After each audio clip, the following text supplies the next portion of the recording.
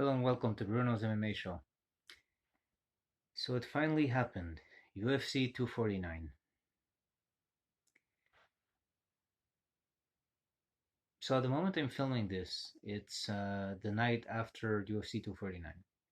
I wanted to take my time to record this because I really wanted to think about what I wanted to say here. Um, because I think that there was a lot to digest regarding what happened going into it and regarding what ended up happening. And I'm not going to talk about the whole card, not even about the whole main card. I'm just going to share some things that um, stood to me. I just want to basically stop in places where I think I have something to share about it. Now, first of all, one thing I want to mention is, to be honest, I try to avoid talking about people I don't like on this show, but I will mention. I find it insulting at this point, like how much the UFC is trying to force Greg Hardy down our throats. Like,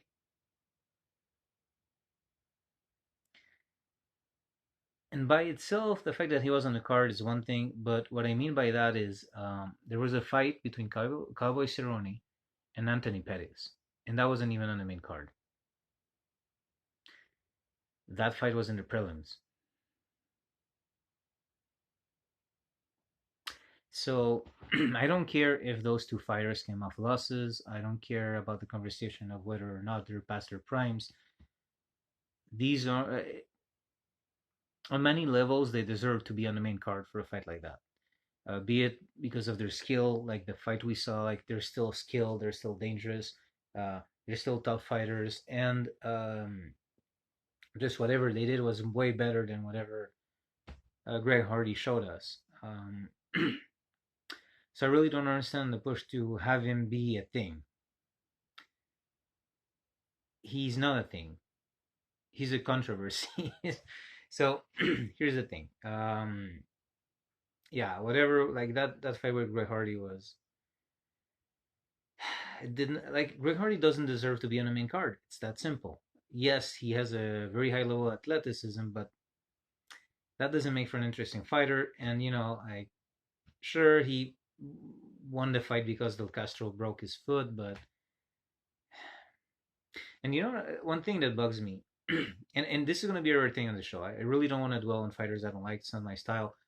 I just kind of want to be more talking about fighters I like, and I, you know, uh, but because in some way, like when you talk about the fighters you don't like, you're also promoting them. So I guess I'm sort of promoting Greg Hardy. Um, but what I mean to say is, normally there's this saying that if you go to UFC, you better be ready. That you have to come ready. UFC is not a place to start learning stuff, and that's not what happened with Greg Hardy. There was a lot of hand holding. They chose matches for him, and like he didn't come ready at all. Greg Hardy basically had his amateur MMA career in the UFC.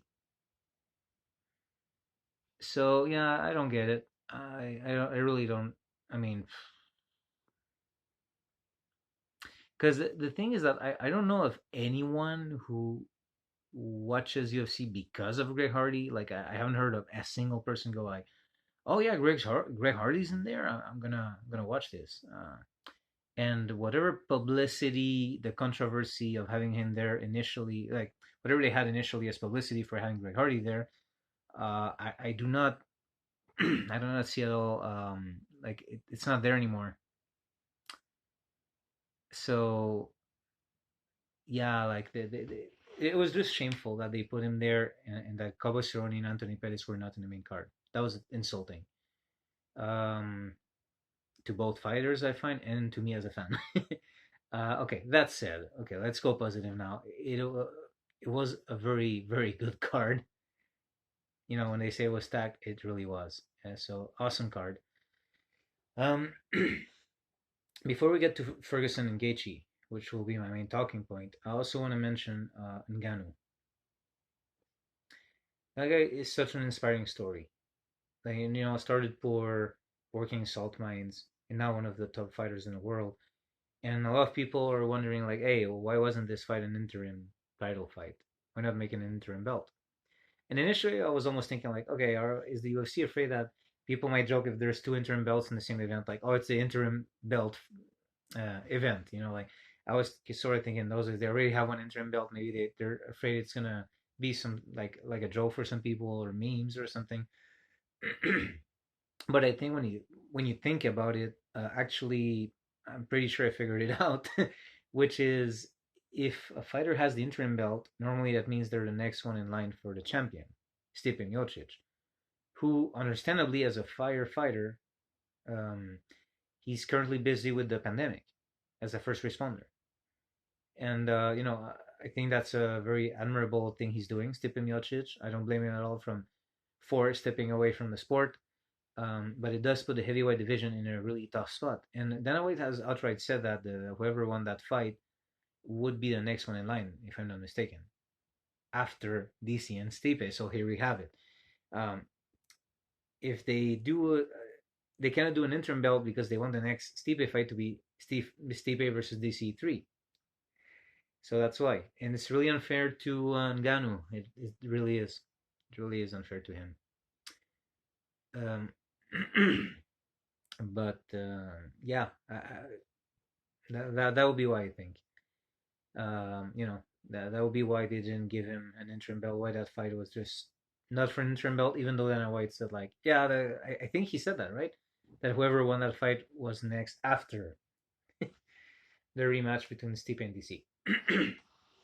So I also wanted to mention that because I didn't hear anyone mention that reason for why it wasn't an interim belt. It was just people arguing whether it should have been or not, but no one mentioned, okay, if not, why not? Beyond the fact that some people don't like interim belts. I think context is king, and there's circumstances that certainly call for interim belt, and that would have been one. But yeah, okay, yeah. Let's get to it, shall we? Let's talk about Ferguson versus Gaethje.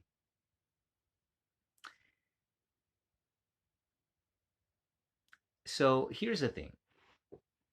In episode 10, before UFC 249, I discussed, because I wasn't happy about Ferguson versus Gaethje, and then Ferguson in an interview said that whoever didn't get it, why he would take the fight, were casuals. So basically, I was like, okay, I guess that includes me then. Um, and then I tried to understand where he came from with that mindset, with that mentality. So I was thinking about it, and watch episode 10 if you want. But I kind of understood, okay, where he came from with it, and okay, I kind of understood. Like, to him, the interim belt was a champion belt, the one he had taken, that Dana White took away from him, but he never lost. So I understood it. And again, I don't know how much of that was controlling the narrative, or if he really believes that 100%. Who knows what's happening in the background? Maybe it was really well compensated. Maybe he like maybe at some point fighters have to make money too. They have to fight to make money. Like, who knows what happened? We'll never. I don't think we'll ever know. But he chose to take the fight, and where I was kind of left confused was a little bit there, and that whole idea of, oh, it's the casuals who don't get it, the real fans get it. And I'm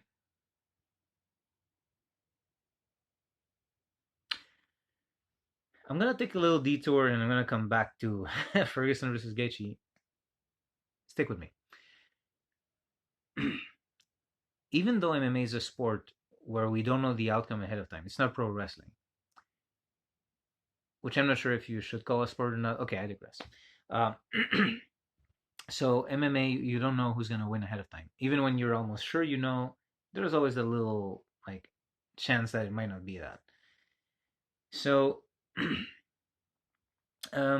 even then, there's a story that's told that we follow. Storylines are important. They make for the most memorable fights and moments in the sport.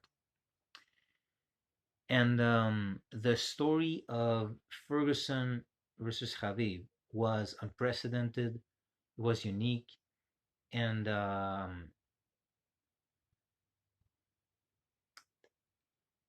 think there's something that maybe the athletes themselves are too close to see it, whereas we fans might see something that, at least for us as fans,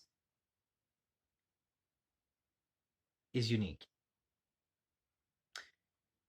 So I think that the interim belt that Ferguson didn't officially have but never lost was just as legit a champion belt as Khabib's.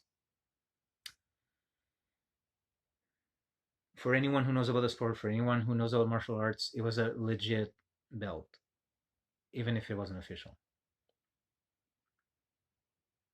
That I agree with when Ferguson talks about his defenses. But I'm going to disagree with him on the fact that the casuals wonder why he took that fight. I think Ferguson at this point, and not that fighters should take that into account, but I think Ferguson maybe didn't understand for fans what it meant. And I'm not saying he should take it into account when he goes into fights. No, he has to do his own thing. But I would argue the opposite, that the casuals um, will be the ones who. Well, okay, well, wait. Not only okay. Let me restart that sentence because that was gonna come out wrong. I think real fans love the fight of Tony versus Gaethje. That was an awesome matchup. But if anyone is like most fans, most hardcore fans were kind of like, "Oh, I love it. I just wish, in a way, it's just problematic that it takes away that we don't have Ferguson versus Khabib." So what do I mean by that? It's mostly the casuals who will be happy about, oh yeah, that fight is cool, and that's it, and not care about the story, not care about the build-up, not care about everything that came before, not care about the significance for the sport, you know. So I disagree. I think it's. I'm not saying if you were happy about Ferguson and Gaethje you were casual. I'm just saying casuals have no reason to care which way it goes. Whereas me, for example, the way I feel about it is, let's say Ferguson Khabib had happened, and then Gaethje goes up against the winner of that, or maybe they throw Ferguson in there right after. Okay, look, but even then, Gaethje wouldn't have waited as long as Ferguson did. So let's say that then Gaethje goes up against the winner, be it Ferguson or Khabib, and then Gaethje wins. That's awesome, man. May the best fighter win, really. But the way the order of things was not satisfying to me at all. And I'm a big fan of Gaethje now. I just liked his attitude the whole night. Um, He was very impressive, but I still have a lot of thoughts I'm going to share with you. Um, but first of all, I guess Gaethje would, you know, I don't think that I think he'd be happy about that, hearing that, because that's what he said, that he wanted to mess up that Ferguson versus Khabib build up. So he'd be happy to hear this, I guess. Um, so I'm not saying anything that goes against him. That's what he wanted, to make people like, damn it, to make them go like that. So um, okay, so there's something to be said about no insult to Gaethje. It's not about any single fighter. It was just about the story, about the build-up. The fight of Gaethje versus Khabib, when I'm watching it, because I will, and I'm a big fan of both fighters, but when it happens, it will not feel anywhere. I'm sorry. It will not feel anywhere as exciting as Ferguson versus Khabib was gonna feel. And then if Gaethje comes and then takes the belt away from that champion, it would have built on the excitement. Now it's kind of like this weird. Mm, I don't know. It's like the story's happening and then like just U-turn. And it's still exciting. It's still unexpected to some degree. But for fans, like there's something lost. There's something of like how we would have felt that night watching Ferguson versus Khabib. That said, I'm still hoping for that fight because I think on a technical standpoint, and okay, I don't know. I don't know if this is going to be a controversial idea or not, but I think that to beat Khabib, like, I think Ferguson has more chances to beat Khabib than Gaethje does. even though Gaethje beat Ferguson, right? So here's the thing: styles make fights, and I'm sure I'm gonna say something that a lot of people already know, but I'm still gonna say it just in case. It's not because fighter A beat fighter C. Sorry, it's not because fighter A beat fighter B and then gets beat up by fighter C that fighter B couldn't have beaten fighter C. So what that means is that even though, for example, Ferguson and Gaethje, I'm gonna put in simpler terms, was basically a Muay Thai fight. Not exactly, there were MMA elements, but it was mostly stand up. So we're talking about a Muay Thai fight basically. And Gaethje, despite all his power for the division, for the weight class, um, could not put away Ferguson. I mean, he was about to in the fifth, but by the fifth round, you know what I mean? Like by then, you know. But what I mean is, it wasn't like he knocked him out quick or anything like that. No, it was a TKO. It was in the fifth round. So I think Khabib's chin is also exceptional. Khabib took kicks to the head and kept going. So if Gaethje didn't knock out Ferguson, I don't think he's gonna knock out Khabib. Now here's the thing: Ferguson kept it on the feet mostly. He tried one Imanari roll when he was already all beat up from far away. Like he didn't really try to grapple with Gaethje, or at least not the whole fight, just in one quick moment that I can remember. Um, Whereas Khabib will spend the whole fight trying to make it a grappling match. That's all he will do. And sure, you could argue Gaethje will use his own wrestling to stop that and punch really hard, and maybe that'll work. But the thing is, I have trouble believing from what I saw, because I think Khabib's chin is comparable to Ferguson's. I don't think Gaethje's gonna put Khabib away, and if they spend 5 rounds at it, I don't think Gaethje will stop all of the takedowns. It has to go down, and unless the takedowns happen like at the end of a round, and then Gaethje just like survives that, gets back on their feet, and they continue. But every single person who has kind of gone in with a game plan, I'm gonna just stay on my feet against Khabib and gonna get up if I need to. Everyone has failed there. Everyone who has tried to make it a striking thing has failed.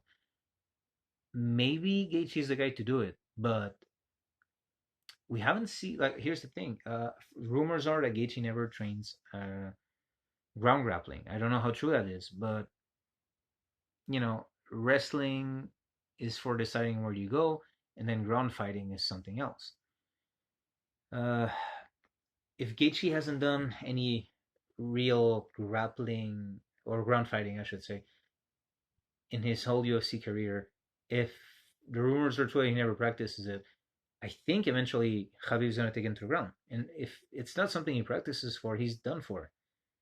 I don't think it's like a good plan to just go like, oh, just stop the takedown and punch him and kick him. Like, I don't. Maybe I'm wrong. Maybe we'll see. We'll see. I'm interested to see what happens. But so I think Ferguson is an amazing grappler and comfortable from his back. That was the whole idea going into the fight. So people who would equate that because Gaethje beat Ferguson, he has more chances of Ferguson at beating Khabib. I would disagree, because what Ferguson and Gaethje had was a Muay Thai fight, basically, not exactly, but basically, and Khabib will turn it into a grappling fight. So would you say it's kind of like as if you saw two people kickbox at the gym, do kickboxing, and then because one beat the other, you would say, oh yeah, that guy in a grappling tournament, the guy who won the kickboxing match, would have more chances to win by default in a grappling tournament. No, it doesn't work like that. Maybe he does, maybe he doesn't. But so that's kind of my argument, that it's not because one fighter beats the other one that, like, it's not because Gaethje's style was the counter to Ferguson's that it'll also be the counter to Khabib's, whereas Ferguson could have the counter to Khabib's style. And you even see it back when I did Brazilian Jiu Jitsu. Now I do combat sambo for people who don't know. So I'm still grappling, but I'm not doing Brazilian Jiu Jitsu right now.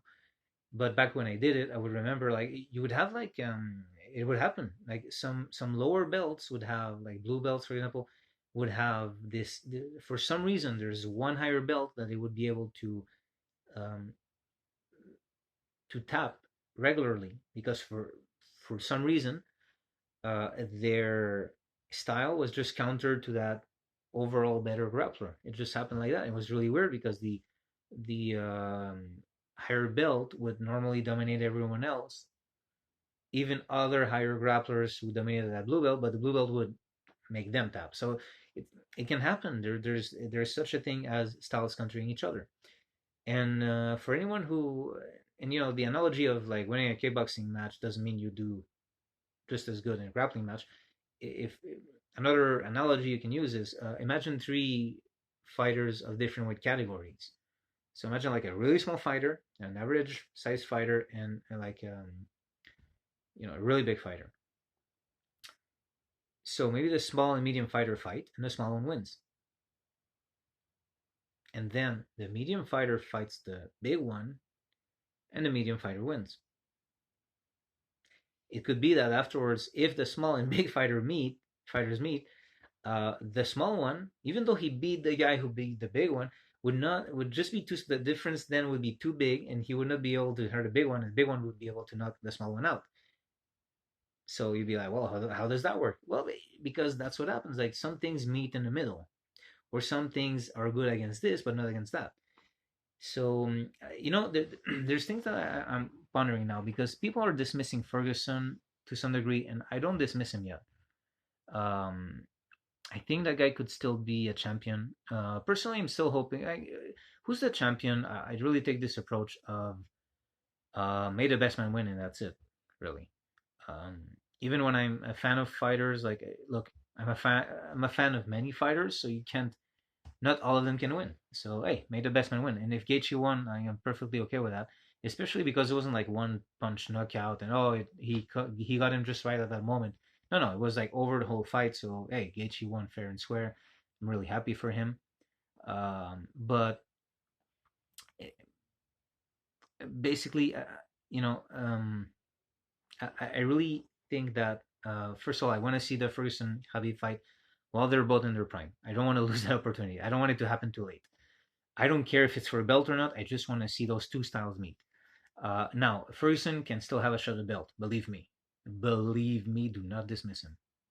Because I don't know if he goes back to the drawing board with striking to face Gaethje at a later time in another fight, or if just the way it happens, he kind of goes around Gaethje next time. I don't know. Like in the sense that, let's say Gaethje loses against Khabib, they probably do the McGregor rematch, but eventually they probably bring back Ferguson to try them because even though Ferguson lost against Gaethje, if Gaethje already tried, then it could happen. So I don't know. Who knows? Who knows?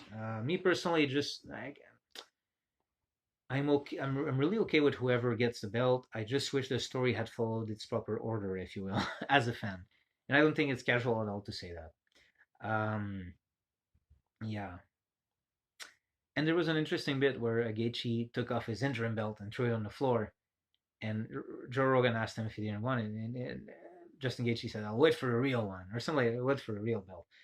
And that was cool, very cinematic, very cool, and makes people talk.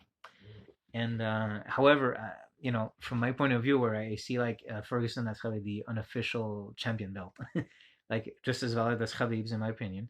I was kind of like, oh man, that's worth something. Like, do you realize who you beat now? Like, I know that Khabib's undefeated. That's also a big accomplishment, but I wouldn't dismiss that interim belt he just got. Although I think he was wearing it afterwards, so maybe it was in the heat of the moment. Maybe it was pre-planned because it sounded cool. Who knows? Maybe he was just asked to wear it by the UFC. Hey, you have to wear this now. You want it. But to me, Gaethje beat a champion last night. He beat a champion. I do consider Tony Ferguson champion, um, even if it's not official. The only sad thing is, again, if someone has to beat Ferguson like it happened, okay, fine. But I think he was a champion. But the sad thing is that um, maybe it'll be the case that the history books of the sport will never say so.